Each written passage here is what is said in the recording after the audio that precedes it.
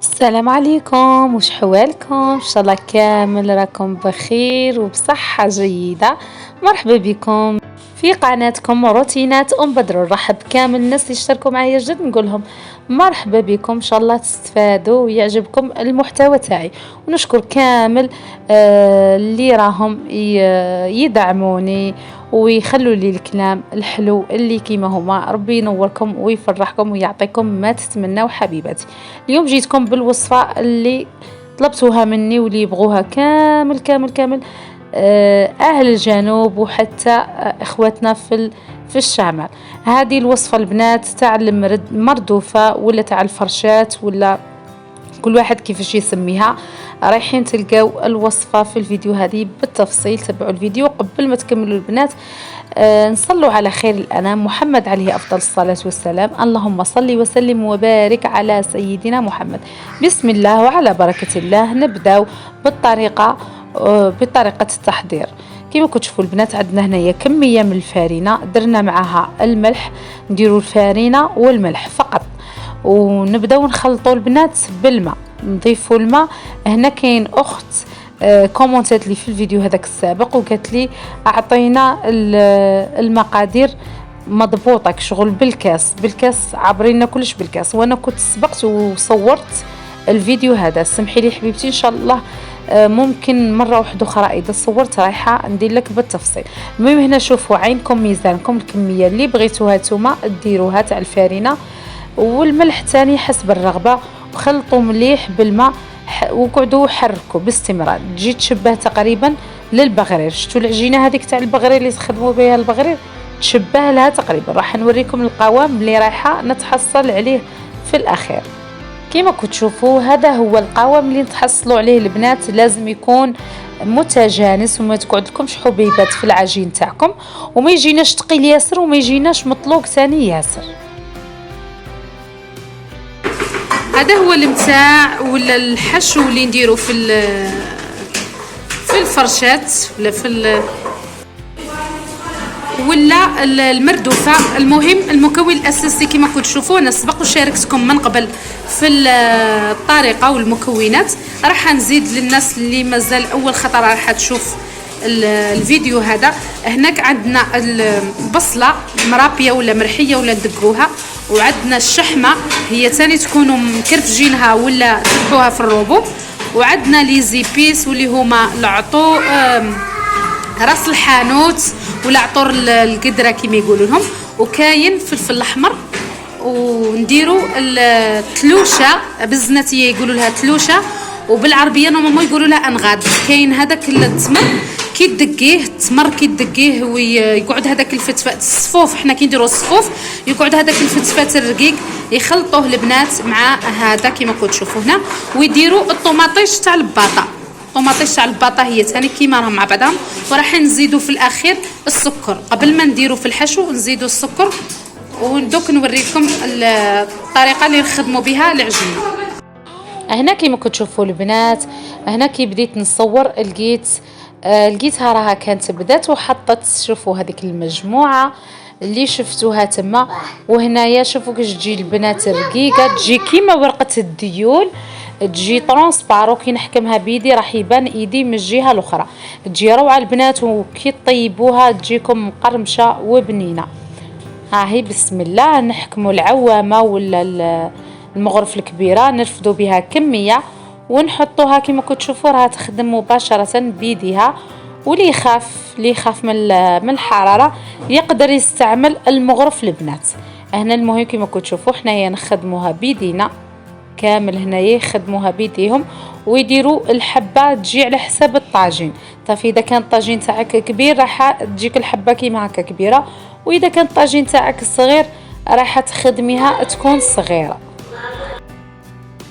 هنا كما كتشوفوا البنات بعد ما طيبناها شويه من تحت تزيد تقلبها على الجهه الاخرى تشممها كشغل النار ما تطولش بها وتعاود ترفدها وتحطها. خاطش لازم تكون نصف كما يقولوا نص طياب لانه راح تزيد تكمل الطياب تاعها مع نديروا لها هذاك الحشو ولا المتاع. كما كتشوفوا البنات شوفوا كيش يجوا مورقين يجوا رقاق وتجي ما تجيكش معجنه. هنا راح نزيد البنات راح تزيد معاكم وحده اخرى كما كتشوفوا. جايه سهله البنات، برك المره الاولى راح تجيكم صعيبه، تفوتي برك بيديك بكل سهوله كما كتشوفوا. وقلت لكم اللي ما يقدرش على السخانه ولا هي مش راح تحسي بها، العجين يكون بارد ما كاش راح تحسي بهذيك الحراره، والنار ما تكونوش طالقين لها ياسر، لازم تكون نار متوسطه. البنات قلت لكم تقدروا تحطوه بالمغرف.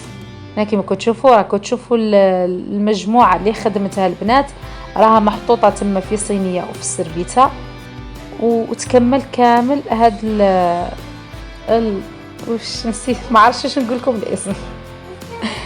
المهم كما كتشوفوا رايحه دوكا البنات باش ما نطولش عليكم الفيديو، نوريكم كيفاش تحط في وسطهم الحشو.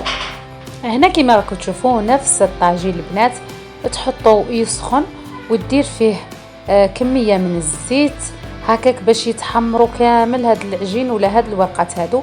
تحط العجينه الاولى ولا الورقه الاولى وتدير فوقها كميه من هذاك الحشو اللي نديروه اللي احنا نسموه المتاع كما كتشوفوا. تحاول انه توصلوا كامل الاطراف هكا باش تجي بنينه وتجي ما تجيش ناشفه. تعاود تحط فوقها البنات واحده اخرى وتديرها البنات وتقلبها كما كتشوفوا هنا. بعد ما قلبتها البنات تخلي كما يقولوا الجهه التحتانيه تتحمر وتزيد تحمر الجهه الفوقانيه وتحطها. كل ما تخدموا وحده كيما هكا البنات وتقدروا ديروا شغل شحال وحده فوق بعضها. تقدروا مثلا دوكا درتوا هذا الحشو تزيدوا فوقه ورقه، تزيدوا ديروا فوقه ثاني الحشو وتزيدوا ورقه واحده اخرى وتستمروا بنفس الطريقه الكميه اللي بغيتوها نتوما. اما المعروفه والسهله هي انه ديري وحده وديري الحشو تاعك وتزيدي فوقها ورقه كما كتشوفوا وتخلوها تتحمر مليح من التحت بشويه زيت وتزيدوا تقلبوها على الجهه الثانيه. هذه هي البنات كما كتشوفوا سهله وبسيطه وبنينه وحاجه تقليديه البنات خاصه بمنطقتنا حنايا هنايا تيميمون وما جاورها. ثاني اضرار نورمالمون ثاني هما يديروها. المهم كاحد المناطق هذه نستعملوها البنات، هي نوع من انواع كيما كاين المقلوقه وكاين المهم هذه النوع مشهور هنا عندنا ونديروه كما يقولوا السوال الصباح. اذا كان عندك ضيف تعطيه له كما يقولوا يفطر به الصباح ولا بغيتي تضحوا به ولا في العشيه. المهم ديما نرافقوه مع لاتاي البنات يجي هايل ويجي بنين وسيتو كي تحمروها مليح ويجي فيها هذيك القرمشه وتجي طريه من الداخل. هذه البنات استمر بنفس الطريقه يعطيها الصحه ويعطيهم العافيه اللي طيبوها وربي يحفظ لهم هذوك اليدين. جات روعه وبنينه وكنت شاركتكم بالروتين اللي رحنا به وهبطنا للجنان. شوفوا البنات هنايا اللي راها تطيبهم تحطهم في هذاك الطبسي وتكمل بنفس الطريقه. ومن بعد البنات في طريقه التقديم تقدروا تقطعوهم الحبه تقطعوها على 4 وشغل تولي لكم لي طرونش تولي لكم هكا 4 مرصوات ولا تحطوها هكا مطبقه البنات. كيما يقولوا التقديم يبقى اختياري ولا تقدروا تزيدوا تقطعوها كاين اللي يقطعها كاع صغيره وترفدوا بيديكم ديريكت وتاكلوا بصحتكم. ان شاء الله تجربوها البنات وتعجبكم وتخلوا لي تعليقاتكم وخصوصا الناس اللي طلبتها مني واللي كانت تستنى في هاد الوصفه. هذه هي البنات كما كتشوفوا هنايا. هنايا بعد ما طابوا البنات وحطيناهم وديناهم هنايا ودرنا كاساتاي. كنت شاركتكم في الفيديو اللي فات اللي مازال ما شافوش البنات تروح تشوف طريقه تحضير الشاي على الجمر واش دينا كامل وين رحنا وشاركتكم بالمناظر المنطقه تاعنا الصحراويه. هذا هو فيديونا حبيباتي لنهار اليوم، نتمنى انه نال اعجابكم. وصلت البنات لهاد البلاصه ما تنسوش البنات تدعوا لاصحاب الباك ربي يوفقهم ان شاء الله. ونخص بالذكر اختي ربي يوفقك ان شاء الله، ان شاء الله تربحي في الباك وتديه باعلى معدل. نتلاقاو ان شاء الله حبيباتي في فيديوهات قادمه والى الملتقى ان شاء الله.